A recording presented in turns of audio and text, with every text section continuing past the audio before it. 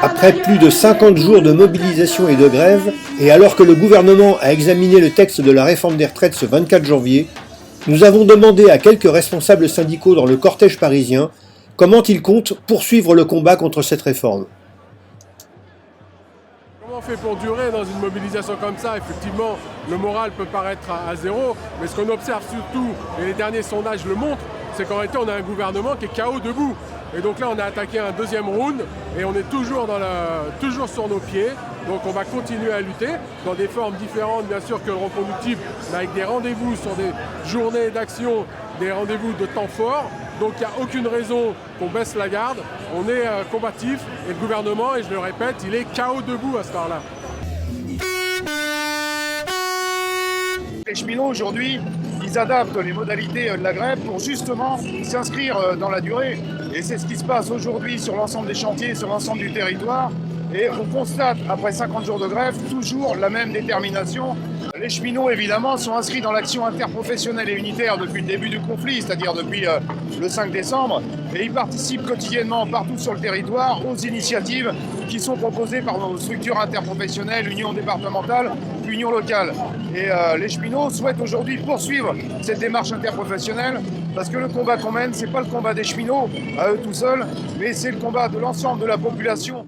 Nous, dans le département des Yvelines, on va continuer à faire beaucoup de déploiements pour continuer à contacter, informer, discuter. On organise aussi le 31 janvier un café des luttes et des adhésions parce qu'on a un vrai regain d'adhésion ces derniers mois. Et puis, il y a toujours des réunions publiques et on continue à organiser des initiatives. Voilà, on sera présent au vœu de la députée En Marche, Aurore Berger, par exemple. Et on va donc continuer le mouvement. Le fait de faire des initiatives locales en proximité, ça a beaucoup aidé. Hier, pour les manifestations lumineuses de nuit, on avait 5 manifestations simultanées dans les Yvelines. Je pense que c'est inédit. Je pense que la CGT elle a comme responsabilité d'être inventif. Parce que la détermination elle est là. 61% des gens veulent toujours le retrait. 70% je crois soutiennent le mouvement social. Donc la question c'est comment maintenant la CGT, dans ses pratiques, dans ses modes d'action, elle est imaginative. Je pense qu'une manifestation nationale pourrait réunir des milliers de gens, voire des millions, parce que c'est ce qu'on vise. Pour instaurer un rapport de force plus important, nous allons amplifier la grève du zèle dans les juridictions. C'est-à-dire que nous allons être plusieurs avocats à plaider les dossiers qui devront être plaidés. Pour les affaires civiles, nous allons demander le renvoi devant la juridiction collégiale et non pas plaider à juge unique. Pour les autres affaires, nous demanderons des renvois jusqu'à ce que le gouvernement plie. Par ailleurs, nous allons engager des actions en responsabilité de l'État parce que l'État, comme vous le savez, notamment en matière de droit du travail, ne respecte pas les délais pour rendre les jugements. Ça engage la responsabilité du service public de la justice et donc cela aura des conséquences budgétaires. Et puis nous allons continuer toutes les actions flash mob que nous faisons et nous allons ensuite réfléchir à ce que nous pouvons faire d'autre. D'ores et déjà, l'intersyndicale nationale interprofessionnelle appelle à nouveau à 3 jours la semaine prochaine avec un temps fort le 29 janvier.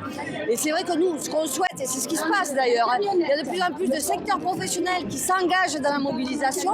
Et c'est vrai qu'on sent un vrai besoin pour chacun et chacune de diversifier les mobilisations, de réfléchir à des actions visibles. À cause de Macron, c'est la chute des pensions pour Poitou et Magnon. À cause de Macron. Par exemple, via cette flash mob qui fait finalement le tour de France, on voit que de plus en plus de femmes s'impliquent et s'investissent dans cette mobilisation. Et ça, je pense que c'est vraiment très bien.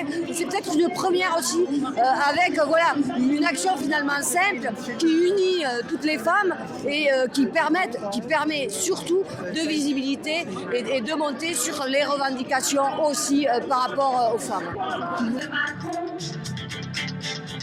Les filles sont sous pression, bien plus que... Nous sommes les salariés! Nous sommes les salariés! Du public du privé! Du public du privé! Et nous allons gagner! Et nous allons